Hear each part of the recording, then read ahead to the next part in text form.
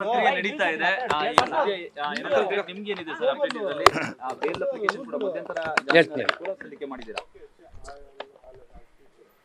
ನಿಮಗೆ ಈಗಾಗಲೇ ವಿಚಾರಗಳು ತಿಳಿದಿರ್ಬೋದು. ಈ ದಿನ ನಮ್ಮ ಕಕ್ಷಿದಾರರಾದಂಥ HD ರೇವಣ್ಣವ್ರ ಮನೆಯಲ್ಲಿ ಮೊನ್ನೆ 4/5/2024 ಹೊಳೆನರಸೀಪುರದಲ್ಲಿದ್ದಂಥ ಮನೆಯಲ್ಲಿ ಹೊಳೆನರಸೀಪುರದಲ್ಲಿ ಏನು ಮನೆ ಇತ್ತು ಅಲ್ಲಿ ಮನೆಯಲ್ಲಿ ಮಾಜಾ ಪ್ರಕ್ರಿಯೆ ನಡೀತು. ಮಾಜಾ ಪ್ರಕ್ರಿಯೆ ನಡೆದಂಥ ಸಂದರ್ಭದಲ್ಲಿ ಮಾಜಾ ಪ್ರಕ್ರಿಯೆ ಟೋಟಲ್ಲು 2 ಕೇಸಿಗೆ ಸಂಬಂಧಪಟ್ಟಂತೆ ಮಾಜಾ ಪ್ರಕ್ರಿಯೆ ನಡೀತು.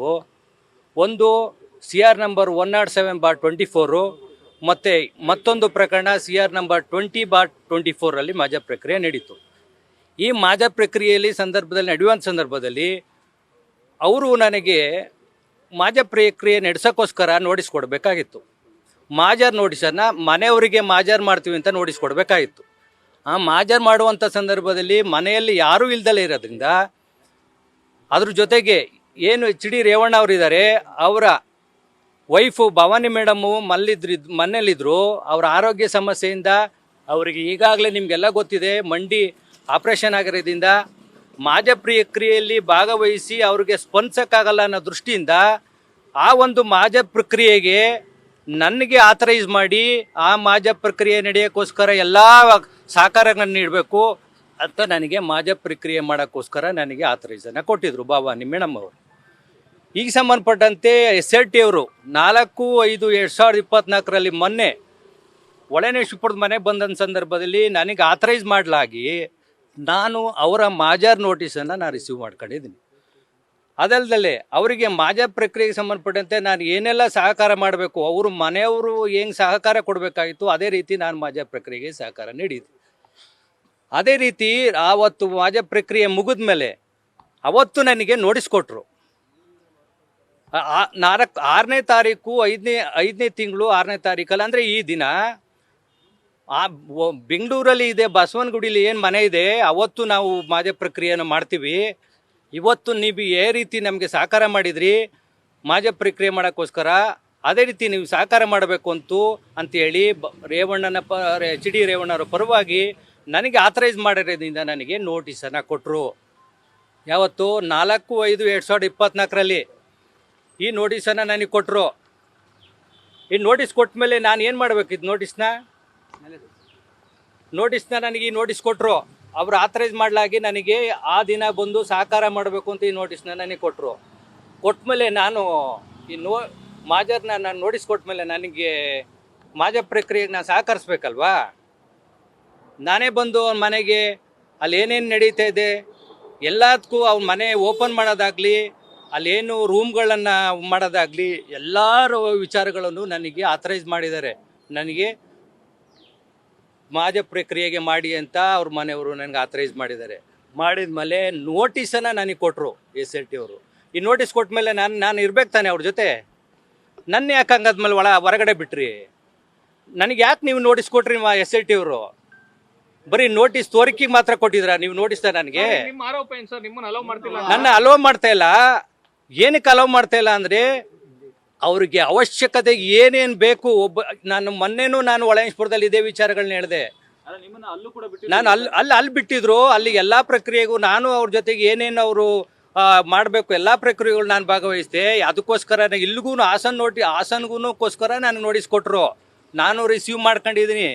ಮಾಡ್ಕೊಂಡ್ಮೇಲೆ ನಾನು ಇಲ್ಲಿ ಇದನ್ನ ಮಾಡಬೇಕಾಗಿರೋಂಥದ್ದು ಪ್ರಕ್ರಿಯೆನ ನಾನು ಮಾಡಬೇಕಾಗಿರೋಂಥದ್ದು.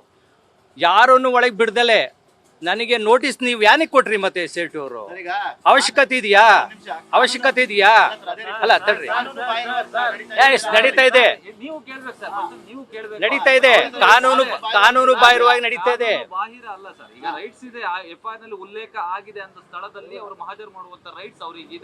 ಸರ್, ನಾನು ರೈಟ್ಸ್ ಹಾಜರ್ ಮಾಡಬೇಡಿ ಅಂತ ನಾನು ಹೇಳ ಒಂದ್ ನಿಮಿಷ ನಾನು ಹೇಳ್ತಾ ಇರೋಂಥದ್ದು ಮಾಜರ್ ಮಾಡಬೇಡಿ ಅಂದರೆ ನಾನೇ ಅದಕ್ಕೆ ಇದು ಮಾಡ್ದಂಗೆ ಆಗುತ್ತೆ. ನಾನೇ ಮಾಜರ್ ಮಾಡಬೇಡಿ ಅಂತ ಹೇಳ್ತಾ ಇಲ್ಲ. ಮಾಜರನ್ನು ಮಾಡೋಕ್ಕೆ ಸಹಕರಿಸಿ ಅಂತ ನನಗೆ ನೋಟಿಸ್ ಕೊಟ್ಟ ಮೇಲೆ ನನ್ನ ಯಾಕೆ ನೀವು ಆಚೆ ಇಟ್ರಿ? ನಾನೇ ಸಹಕಾರ ಮಾಡಲ್ಲ ಅಂತ ಹೇಳಿದ್ರೆ ನಿಮಗೆ ಹೊಳೆನರಸೀಪುರದಲ್ಲಿ ನನಗೆ ಏನೇನು ಬೇಕು ಎಲ್ಲ ಸಹಕಾರ ಮಾಡಿ ನಾವು ಮಾಡಿಸಿದ್ವಲ್ಲ. ಮತ್ತು ನನಗೆ ಏನಕ್ಕೆ ನೀವು ನೋಟಿಸ್ ಕೊಟ್ಟಿದ್ದೀರಿ ನೀವು ನನಗೆ ಹಾಗಾದ್ರೆ ಪ್ರಕರಣದ ದಿಕ್ಕು ತಪ್ಪಿಸಿ ನಿಮ್ಮನ್ನ ಒಳಗೆ ದಿಕ್ಕ ತಪ್ಪಿಸೋಕೋಸ್ಕರ ಮಾಡಿರೋಂಥದ್ದು. ಇವ್ರಿಗೇನು ಇವತ್ತು ಮಾಜ ಪ್ರಕ್ರಿಯೆ ನಡೀತಾ ಇದೆ, ಈ ಮಾಜ ಪ್ರಕ್ರಿಯೆ ನೀವು ಮಾಜ ಪ್ರಕ್ರಿಯೆ ಮಾಡಕ್ ಬಂದಿಲ್ಲ, ಇದು ತೋರಣಿಕೆಗೆ ಮಾತ್ರ ನೀವು ಮಾಜ ಪ್ರಕ್ರಿಯೆಗೆ ಬಂದಿದ್ರಿ. ನೀವೆಲ್ಲಾರು ಸಂತ್ರಸ್ತೆ ಕೂಡ ಇವತ್ತು ಮಾಜ ಪ್ರಕ್ರಿಯೆಗೆ ಬಂದಿರೋದ್ರಿಂದಾಗಿ, ನೀವು ರೇವಣ್ಣ ಪರ ವಕೀಲರಾಗಿರೋದ್ರಿಂದಾಗಿ ಇವತ್ತು ನಿಮ್ಮನ್ನ ಒಳಗಡೆ ಬಿಟ್ಕೊಂಡಿರಲ್ಲ SIT ಅಂತ. ಸರ್, ನಾನು ಮಾಜ ಪ್ರಕ್ರಿಯೆ ಸ್ಥಳಗಳಿಗೆಲ್ಲ ಹೋಗಕ್ಕಾಗಲ್ಲ, ತಡ್ರಿ, ನಾನು ಹೋಗಕ್ಕಾಗಲ್ಲ. ಆದ್ರೆ ಆ ಮಾಜ ಪ್ರಕ್ರಿಯೆಗೆ ನನಗೆ ನೋಟಿಸ್ ಕೊಟ್ಬಳ್ಳಿ, ನಾನು ಒನ್ ಆಫ್ ದಿ ಮನೆ ಫ್ಯಾಮಿಲಿ ಆಗ್ತೀನಿ. ಮನೆಯಲ್ಲಿ ನಾವು ಇಲ್ದಲೇ ಮಾಜ ಪ್ರಕ್ರಿಯೆ ಮಾಡೋಕ್ಕಾಗಲ್ಲ. ಆಯಿತು, ನನ್ನನ್ನು ಬಿಟ್ಬಿಟ್ಟು ನಾವು ಹೊರಗಡೆ ಮಾಡ್ತೀರಿ. ನಮ್ಮ ಮನೆ ಒಳಗೆ ವಸ್ತುಗಳಿದೆ, ಸೀಜರ್ ಮಾಜರ್ಗಳನ್ನ ನೀವು ಮಾಡ್ತೀರಿ, ಏನಾರ ಒಂದು ವಸ್ತುನ ತಗೊಳ್ತೀರಿ. ಹಂಗಾದ್ಮೇಲೆ ಆ ಲೀಸ್ಟ್ನ ನಮಗೆ ಕಾನೂನು ಪ್ರಕ್ರಿಯೆಗೆ CRPC ನಮಗೆ ನೀವು ಸೀಸರ್ ಮಾಡಿದ್ಮೇಲೆ ನಂಗೆ ಲೀಸ್ಟ್ ಕೊಡ್ಬೇಕಲ್ಲ, ಯಾರಿಗೆ ಕೊಡ್ತೀರಿ? ಹಂಗಾದ್ಮೇಲೆ ನೀವು ನನಗೆ ಯಾರು ನೋಟಿಸ್ ಕೊಟ್ಟಿದ್ದಾರೆ ಅವ್ರಿಗೆ ನೀವು ಯಾರು ನೋಟಿಸ್ ರಿಸೀವ್ ಮಾಡ್ಕೊಂಡ್ರೆ ಅವ್ರಿಗೆ ಕೊಡ್ಬೇಕು ತಾನೆ ನೀವು. ನಾನು ಹೊರಗಡೆ ಇಟ್ಬಿಟ್ಟು ನೀವು ನಂಗಾದ್ಮೇಲೆ ನನ್ನ ಹತ್ರ ನೋಟಿಸ್ ಯಾರಿಗೆ ಕೊಡ್ತೀರಾ ನೀವು? ಸರ್, ಎಲ್ಲಾ ರೀತಿಲೂ ಅನ್ಯಾಯ ಆಗ್ತಿದೆ. ನಾನು ಮೊನ್ನೆ 4ನೇ ತಾರೀಕಲ್ಲಿ ಎಲ್ಲಾ ವಿಚಾರಗಳನ್ನ ಹೇಳಿದೆ. ಇವರು ಯಾವ ರೀತಿ ಮಾಡ್ತಿದ್ದಾರೆ ಅಂದರೆ, ಮನೆಯಲ್ಲಿ ಎಲ್ಲ ಆಫೀಸಲ್ಲೆಲ್ಲ ರೆಡಿ ಮಾಡ್ಕೊಬಂದು ಇಲ್ಲಿ ಪ್ರಕ್ರಿಯೆ ನಡೆಯೋಕ್ಕೋಸ್ಕರ ತಂದು ಇಲ್ಲಿ ಮಾಡ್ತಾ ಇದ್ದಾರೆ. ಮಾಡೋದಾಗಿದ್ರೆ ಇವ್ರು ಪ್ರಕ್ರಿಯೆನೇ ಮಾಡ್ತಾ ಇದ್ದಾರೆ, ಮಾಜ ಪ್ರಕ್ರಿಯೆಗಳನ್ನೇ ಮಾಡ್ತಿದ್ಮೇಲೆ ನನಗೆ ನೋಟಿಸ್ ಕೊಟ್ಟ ಮೇಲೆ ಅವರು ನೋಟಿಸ್ ನಾನು ಜೊತೆ ಇರ್ಬೇಕು ತಾನೆ, ಸ್ಪಂದಿಸ್ಬೇಕು ತಾನೆ. ನಾನು ಅವ್ರಿಗೆ ಮನೆ ಡೋರ್ ಓಪನ್ ಮಾಡೋಕ್ಕೆ ನನಗೆ ಅವಕಾಶ ಮಾಡಿಕೊಟ್ಟಿದ್ದಾರೆ, ನಾನು ಡೋರ್ ಓಪನ್ ಮಾಡ್ಬೇಕು ತಾನೆ. ಅವ್ರು ಏನು ವಸ್ತುನ ನಾನು ಸೀಸ್ ಮಾಡ್ಕೊಳ್ತೀನಿ ಸರ್, ಈ ಥರದ ಒಂದು ವಸ್ತುನ ಸೀಸ್ ಮಾಡ್ಕೊಳ್ತೀನಿ ಅಂತ ಹೇಳ್ತಾರೆ. ಆ ಸೀಸ್ ಪ್ರಕ್ರಿಯೆ ನಾನು ಭಾಗವಹಿಸ್ಬೇಕು ತಾನೆ. ಅವ್ರನ್ನ ಮಾಜರ್ ಮಾಡೋದನ್ನ, ಸಂತ್ರಸ್ತೆ ಮಹಿಳೆ ಮಾಜರ್ನ ಮಾಡೋದನ್ನ ನಾನು ತಡೆಯೋಕ್ಕಾಗಲ್ಲ. ಅದನ್ನ ನಾನು ಮಾಡಬೇಕಾಗಿರೋದು ಪ್ರಕ್ರಿಯೆನ ನಾನು ಮಾಡಲೇಬೇಕಾಗಿದೆ. ನಾನು ನೋಟಿಸ್ ಕೊಡೋದೇನು ನನ್ನ ಅವಶ್ಯಕತೆ ಇದೆ. ಅಲ್ಲ, ಇವರು ಮಾಡ್ತಾ ಇರೋಂಥದ್ದು ಏನಂದರೆ ಏಕಪಕ್ಷೀಯವಾಗಿ ಮಾಡ್ತಿದ್ದಾರೆ. ಒಬ್ರನ್ನ ಪರವಾಗಿ ಇವರು ಮಾಜ ಪ್ರಕ್ರಿಯೆಗಳನ್ನ ಮಾಡ್ತಾ ಇದ್ದಾರೆ. ನನ್ನನ್ನು ಕಣ್ ತಪ್ಪಿಸಿ ಮಾಡ್ತಾ ಇರೋಂಥದ್ದು ಪ್ರಕ್ರಿಯೆ ಇದು ಅಂತ ಹೇಳ್ತೀನಿ. ಆರೋಪಿಗಳ ಕಡೆಯಿಂದಾಗಿ ಯಾರನ್ನಾರು ಇಟ್ಕೊಂಡು ಇದುವರೆಗೆ ಎಲ್ಲರೂ ಮಹಜರ್ ಮಾಡಿದ್ದು ಇದೆಯಾ? ಆರೋಪಿಗಳ ಪರವಾಗಿ ಈಗ ಪ್ರಜ್ವಲ್ ರೇವಣ್ಣ ಅವರ ಪರ ವಕೀಲರು ನೀವು? ಅಲ್ಲ, ನಾನು ಮುಂಚೆನೆ ಅದನ್ನ ಹೇಳಿದೆ. ಪ್ರಜ್ವಲ್ ರೇವಣ್ಣ ಅವ್ರ ಪರ ವಕೀಲರಲ್ಲ, ನಾನು ರೇವಣ್ಣ ಅವ್ರ ಪರ ವಕೀಲರು. ಜೊತೆಗೆ ಮಾಜ ಪ್ರಕ್ರಿಯೆ ಮಾಡೋಕ್ಕೋಸ್ಕರ ಪ್ರೊಸೀಜರ್ ಆಗಿ ನನಗೇನು ನನಗೆ ಆಥರೈಸ್ ಕೊಟ್ಟಿದ್ದಾರೆ. ಮಾಜರಿಗೋಸ್ಕರ ಮಾತ್ರ ನನ್ನ ಅಷ್ಟೇ, ಬೇರೆದೇನು ಇಲ್ಲ. ಏನಕ್ಕೆ ಅಂದರೆ ರೇವಣ್ಣ ಅವರು ಮನೇಲಿದ್ದಾರೆ, ಅವರು ಕಸ್ಟಡಿ ತಗೊಂಡಿದ್ದಾರೆ. ಇನ್ನು ಮೇಡಮ್ ಅವರಿಗೆ ಆರೋಗ್ಯ ಸರಿ ಇಲ್ಲ, ಮಂಡಿ ಆಪರೇಷನ್ ಆಗಿದೆ. ಮಾಜ ಪ್ರಕ್ರಿಯೆಗೆ ಅವರಿಗೆ ಸಹಕರಿಸಬೇಕು ಅಂತ ನನಗೆ ಆಥರೈಸ್ ಕೊಟ್ಟಿದ್ದಾರೆ. ಅದಕ್ಕೆ ನನಗೆ ಅವರು ಆಥರೈಸ್ ಕೊಟ್ಟ ಮೇಲೆ, ಆ ಲೆಟರ್ನ ನಾನು SIT ಅವ್ರಿಗೆ ಕೊಟ್ಟ ಮೇಲೆ ಇವರು ನೋಟಿಸನ್ನು ನನಗೆ ರಿಸೀವ್ ಮಾಡಿದ್ರು, ನನಗೆ ಕೊಟ್ಟಿದ್ದಾರೆ, ನಾನು ರಿಸೀವ್ ಮಾಡ್ತೀನಿ.